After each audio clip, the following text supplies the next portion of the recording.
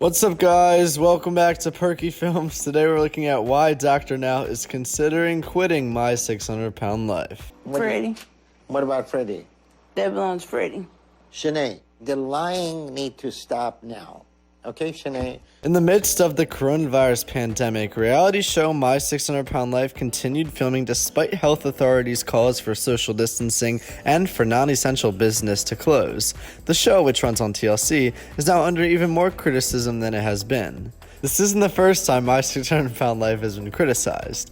The show has been the target of critics for years for what is viewed as the exploitation of morbidly obese people. It began airing in 2012, chronicling the journey of a patient of bariatric surgeon, Dr. Now, in each episode. The show has been condemned for the doctor's lack of empathy for his patients, many of whom have uprooted themselves to move closer to his Houston, Texas office.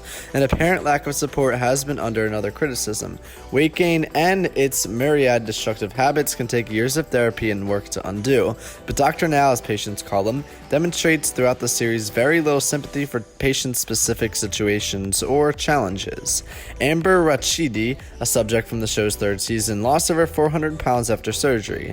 Nevertheless, her experience on the show was not a positive one. She said in a Facebook comment that the show's producers exert a certain kind of pressure and lack of human touch sometimes.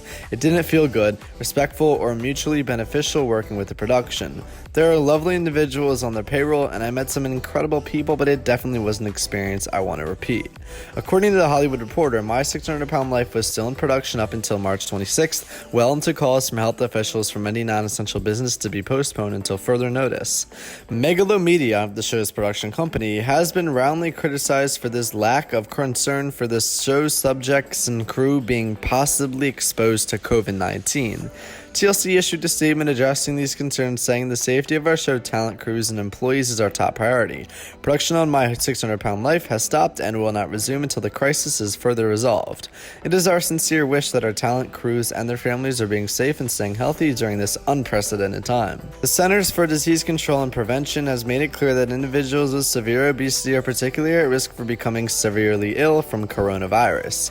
The show subjects expressed concern over continued filming. The Hollywood Reporter quoted sources as saying, "The news outlet sources on this story present a text of the company's group chats and a hot sheet stating that a cast member was asked not to mention the coronavirus during filming.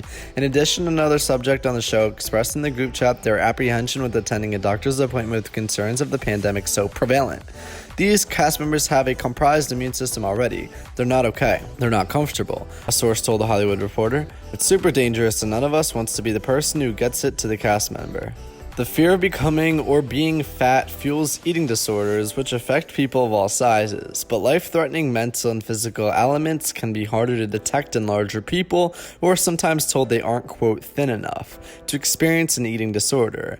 And the media remains all too quick to celebrate weight loss as an accomplishment, despite the fact that losing weight is not in fact synonymous with becoming more healthy mentally or physically.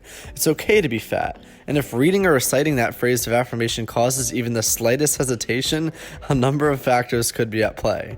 Reality TV shows undeniably contribute to these factors, but its cultural narrative, this entrenched, is built over time. Of course, there are ways to enjoy entertainment focused on fatness and large bodies that center humanity on authenticity. For example, the Hulu series Shrill, based on the book from writer and comedian Lindy West, takes on fat acceptance, romance, and work from the perspective of a woman who still loves herself. The truth is that the struggle with health and self-esteem occur independent of what someone weighs. Dialogues about depression, eating disorders, and major surgery deserve to be shown thoughtfully and empathetically.